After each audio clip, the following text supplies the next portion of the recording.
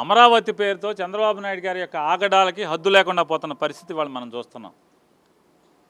పోనీ దారికి వాళ్ళు చెప్తున్నారు, దారికి ఇస్తాం మొర్రో అని చెప్తున్నా సరే, దారి కాదు మీ అంగుళం ప్రతి ఆస్తి కూడా నేను లాక్కోవాల్సిందే అని చెప్పని దుర్మార్గంగా పోలీసులను అడ్డం పెట్టి భూమినంతా కూడా ఇవాళ దౌర్జన్యంగా లోపరుచుకున్నటువంటి పరిస్థితులు మనం చూస్తున్నాం. మగదిక్కు లేనటువంటి ఆ ఇంట్లో ఇవాళ వందల మంది పోలీసులను పెట్టి బుల్డోజర్లతో రెవెన్యూ అధికారులతో ఇవాళ ఆ భూమిని లాక్కుంటాం. ఆ ఉసురు తగలదా అని అడుగుతున్నాను. కన్నీరు మున్నీరుగా విలిపిస్తున్నటువంటి ఆ కుటుంబం, మగదిక్కు లేనటువంటి ఆ కుటుంబం, ఇది అన్యాయం కాదా అని అడుగుతున్నాను. ఏం పాముకుంటారు మీరు అంటున్నాను. నిజంగా మీకు రాజధానికి అడ్డం, రాజధానికి అవసరం, పోనీ ఇంత దుర్మార్గం చేశారంటే అర్థం ఉంటుంది. కానీ ఉండవల్లి, పెనుమాక తదితర 3-4 గ్రామాల్లో రాజధానికి సంబంధించినటువంటి ఒక్క కేటాయింపులు కానీ, ఒక్క ప్లానింగ్ కానీ, ఒక్క ప్రణాళిక కానీ మీకు లేదు. కానీ భూమి మొత్తం లాక్కోవాలి. ఏంటంటే వాళ్ళది లాక్కున్నాం కాబట్టి వీళ్ళది లాక్కోవాలి. అయ్యేమో విలువ తక్కువ భూములు, ఏమో ఎకరం 5 కోట్లు 6 కోట్లు విలువ చేసేటువంటి, ఇప్పుడు అమరావతి ఇక్కడ కడతామని అనకముందే ఈ 4-5 గ్రామాల్లో ఎకరా 5 కోట్లు ఆ రేంజ్లో వాళ్ళ ఆస్తులు విలువ ఉంటే ఎందుకోసం లాక్కుంటున్నావు, ఎవరి కోసం లాక్కుంటున్నావు? రోడ్డుకి ఇస్తాం మొర్రో అంటున్నారు. నువ్వు ఎన్ని రోడ్లు పెడితే అన్ని రోడ్లకి ఇస్తాం మేము అని చెప్తే దుర్మార్గంగా ఇవాళ చూస్తున్నాం. ఆడకూతురుల యొక్క కన్నీళ్లు చూస్తున్నాం. వాళ్ళు జనసేన సానుభూతి పరులు అని చెప్తున్నారు. మరి ఆ పట్టించుకున్నాడు ఓట్ల కోసం తప్పితే మిగతా వాళ్ళు ఎవరు వెళ్ళేవాళ్ళు లేరు. జనసేన పేరుతో మమ్మల్ని పేరు నాని ఇంకోళ్ళనో తిడతాకో మా కార్ల మీద రాళ్ళు వేయటానికి మాత్రం వస్తారు,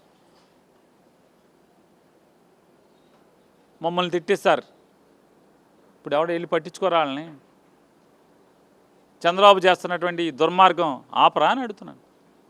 రోడ్డుకు తీసుకోండి అని చెప్తున్నారు. మీకు దారికి కావాలంటే ఇస్తాం, అమరావతిలోకి వెళ్తాకి ఏ దారికి కావాలంటే ఆ దారి తీసుకో, అంతేగాని మా భూమి అంతా లాక్కుంటానంటావేంటయా? నారా చంద్రబాబు నాయుడు గారు ఇటువంటి కిరాతకాలు ఆపాలి.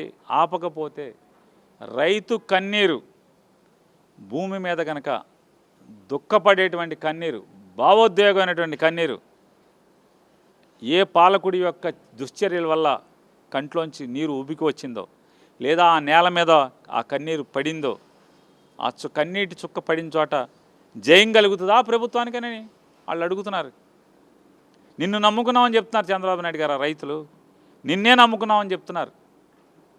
నమ్ముకున్న వాళ్ళకి ఇంత ద్రోహం చేస్తున్నటువంటి నారా చంద్రబాబు నాయుడు దుశ్చర్యల్ని వైఎస్ఆర్ కాంగ్రెస్ పార్టీ గట్టిగా ఖండిస్తున్నాం.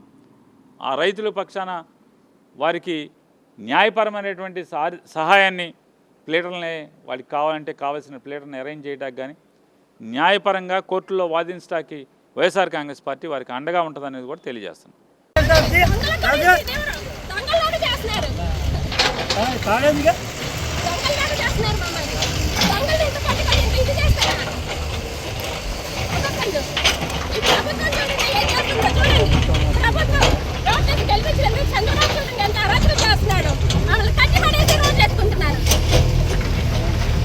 ఎప్పుడు మేము యాంటీ కాదు, రోడ్లు ఇవ్వడానికి ఇబ్బంది లేదు, డబ్బులు ఇవ్వకుండా ఊరికి ఏంటి, నాకు ఇల్లు లేదు, చంద్రబాబు నాయుడు కట్టుకున్న ఇంటికి వెళ్ళి ఆక్యుపై చేద్దాం, పోలీసులు రమ్మని వస్తారేమో, కోర్టులో కేసు ఉండగా ఏ రకంగా వీళ్ళు పొలాల్లోకి తిరుగుతున్నారో చట్టం ఏం చేస్తుంది? మీకు చెప్పారా పొలాలు ఇట్లా దున్నుతున్నారు ముందుగానే చెప్పారు? ఎవరు చెప్పలా. పొలాల్లోకి జేసీబీలు వచ్చేంత వరకు కూడా మాకు తెలీదు. అధికారులు ఏం తెలపలేదు, ఎవరికి తెలీదు. సిఆర్డీ అంటే పెద్ద దొంగలు. నువ్వెవరు నా చెప్పడానికి?